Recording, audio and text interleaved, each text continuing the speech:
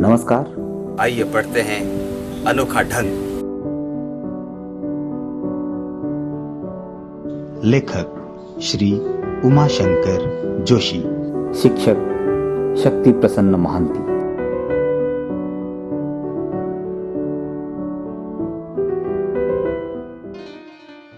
नोआखली की घटना परेशान करने वाली है। नहीं, मुझे जाना पड़ेगा। वहाँ शांति का प्रसार करने के लिए जाना पड़ेगा। मनु, तुम सुन रहे हो ना? हाँ बापू। कल सुबह ही इसी गांव से निकलेंगे और 7 बजते बजते दूसरे गांव में हम पहुंच जाएंगे। ठीक है बापू। हम पैदल क्यों जा रहे हैं? अरे मनु, पैदल जाने से धीरे धीरे लोगों को मालूम होगा, सारे हमारे साथ धीरे धीरे जुड़ते जाएंगे। वहां जाके शांति का प्रसार करने में वो मदद करेंगे। हाँ,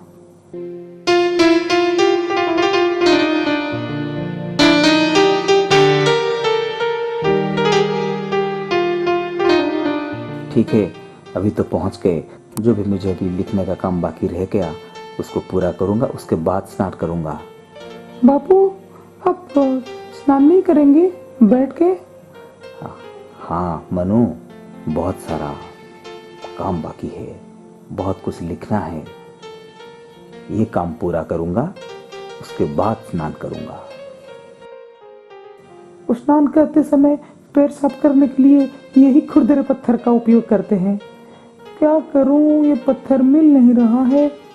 उस दिन बता रहे थे कि ये पत्थर बरसों पहले मेरा बहन ने उन्हें दिया था। तब से बापू ने खूब संभाल कर रखा था। नहीं मिल रहा है पत्थर। मैं क्या करूं? जहाँ भी जाते थे ये पत्थर उनके साथ जरूर जाता था। मनु, मेरे लिए स्नान की व्यवस्था। आइए बापू, आइए। पत्थर नहीं है, पत्थर नहीं है। क्या करूं बापू? क्या बात है मनु? बापू, ये जो खुरदरा पत्थर आप हमेशा उपयोग करते थे, वो पत्थर नहीं मिल रहा है। क्या पत्थर नहीं मिल रहा है? ढूंढो, ठीक से मिल जाएगा। नहीं बापू, बहुत ढूंढ चुकी हूँ, नहीं मिल रहा है। हाँ, मुझे याद आ रहा है, कल हम लोग जिस जुलाहे के घर ठहरे थे वही रह गया होगा। क्या करूं? मनु सुनो, एक काम करो, तुम खुद वहां जाओ और पत्थर को ढूंढकर ले आओ। अकेली ही जाओ। एक बार परेशानी उठाओगी तो दूसरी बार नहीं भूलोगी। अकेले? बापू, किसी स्वयंसेवक को साथ ले लो। क्यों? कैसे बताऊं, मुझे अकेले जाने में डर लगता है। और ये नोआखली में नारियल और सुपारी के जंगल है, कोई भी रास्ता भूल सकता है। मैं तो 15-16 साल की लड़की हूँ, अकेली कभी नहीं गई। क्या करूं? लेकिन ये बापू का क्यों का जवाब कैसे दूं? मनु, तुम जा रही हो? हाँ बापू, ठीक है। जिस रास्ते से हम लोग आए थे उसी रास्ते पे चल पड़ूंगी। हाँ, यही पैरों के निशान है।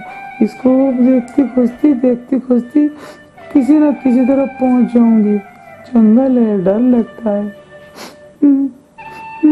हाँ, यही गांव है। हाँ, बस यही तो जुलाहे का घर है। इस घर में एक बूढ़ी मौसी रहती थी। हाँ, अरे बेटा, अरे कल तू वही लड़की है ना जो बापू के साथ आई थी, हमारे घर में ठहरी थी? हाँ मौसी, हाँ। आओ बेटा, आओ। अरे तुम रो क्यों रही हो? नहीं, बहुत लंबा रास्ता चल के आई हूँ ना। बहुत दूर है। परंतु क्यों आई हो? मौसी, ये जो एक कल ना एक खुरदरा पत्थर यहाँ रह गया था, तो इसको लेने आई हूँ। अरे ये पत्थर के लिए तू आई है? इसको तो मैंने वो कूड़े के साथ कहीं फेंक दिया। मौसी, फेंक दिया? हाँ, फेंक दिया मैंने ये सब। क्या करूँ, मेरी किस्मत ही खराब है। अरे बेटा, यही पत्थर है क्या? देखो देखो। हाँ हाँ हाँ मौसी, यही पत्थर है, यही पत्थर है। मैं अभी चलती हूँ, प्रणाम, मैं चलती हूँ। सुबह 7:30 बजे घर से आई थी। अभी कितना चलो, अभी लगभग 1 बज चुका है। 15 मील पैदल चल के आई हूँ। 15 मील चलना पड़ा है मुझे। थक कर चूर हो गई हूँ। भूख, बहुत जोर से भूख लग रही है। पापा। मनु,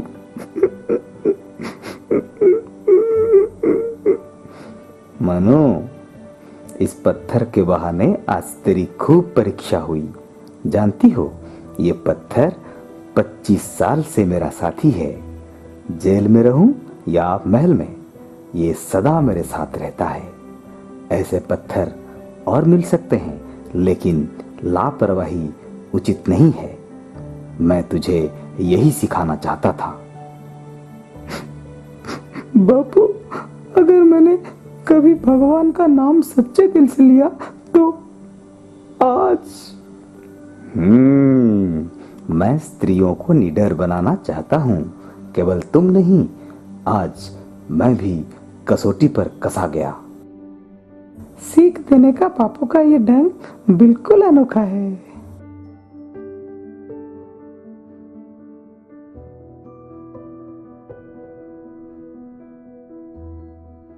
आप कहानी सुन चुके हैं। आइए अभ्यास करते हैं। प्रश्नोत्तर। कहानी में से प्रश्न 1, गांधी जी पैदल यात्रा क्यों कर रहे थे?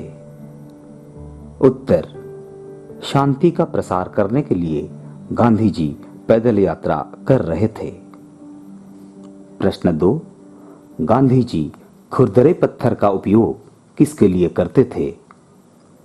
उत्तर, स्नान करते समय पैर साफ करने के लिए गांधी जी खुरदरे पत्थर का उपयोग करते थे। प्रश्न 3, गांधी जी ने मनु को पत्थर खोजने के लिए कहां भेजा? उत्तर, गांधी जी ने मनु को पत्थर खोजने के लिए उस जुलाहे के घर भेजा जहां वे पिछली रात ठहरे थे। वह घर दूसरे गांव में था। प्रश्न 4, मनु ने जुलाहे के घर तक पहुंचने का क्या तरीका अपनाया? उत्तर, मनु ने जुलाहे के घर तक पहुंचने के लिए पैरों के निशानों को देखते खोजते और अनुकरण करने का तरीका अपनाया। प्रश्न 5, कहानी के आधार पर सही उत्तर चुनिए। क, गांधी जी गांव पहुंचकर सबसे पहले क्या करते थे? उत्तर, गांधी जी गांव पहुंचकर सबसे पहले लिखने लिखाने का काम करते थे। ख, स्वयं सेवक कौन होता है? उत्तर, जो दूसरों की सेवा के लिए स्वयं तैयार रहता है, वही स्वयं सेवक होता है। मनु गांव कैसे पहुंच गई? उत्तर, पैरों के निशान देखते खोजते मनु गांव पहुंच गई। बातचीत के लिए गांधी जी को किन किन नामों से पुकारा जाता है? उत्तर, गांधी जी को महात्मा, बापूजी, मोहनदास, राष्ट्रपिता आदि नामों से पुकारा जाता है। प्रश्न 2, उपहार हमें क्यों अच्छे लगते हैं? उत्तर, उपहार हमें इसलिए अच्छे लगते हैं क्योंकि ये किसी का प्यार का प्रतीक होता है। प्रश्न 3, मनु वापस आकर क्यों रो पड़ी? उत्तर, मनु वापस आकर इसलिए रो पड़ी क्योंकि वो अकेली कभी कहीं नहीं गई थी। रास्ते में उसे बहुत डर लग रहा था। साथ ही उसे पछतावा भी था। प्रश्न 4, किसी अनजान जगह से वापस घर आने के लिए आप किन किन बातों व रास्ते में आने वाली किन किन चीज़ों को ध्यान में रखेंगे, जैसे कोई पोस्टर, बोर्ड, दुकान, अस्पताल, स्कूल आदि। ये स्वयं करेंगे। आपकी कल्पना। ये 3 प्रश्न हैं यहाँ, आप स्वयं पढ़ेंगे। अपनी कल्पना के अनुसार आप अच्छे शब्दों का प्रयोग करके इसका उत्तर स्वयं लिखेंगे। आपकी बात। गांधी जी को अपने खुरदरे पत्थर से बहुत लगाव था। आप अपनी किन्हीं 4 चीज़ों के बारे में लिखिए जो आपके किसी प्रिय व्यक्ति ने आपको दी हों और आपने उन्हें संभाल कर रखा हो। ये स्वयं करेंगे। भाषा की बात।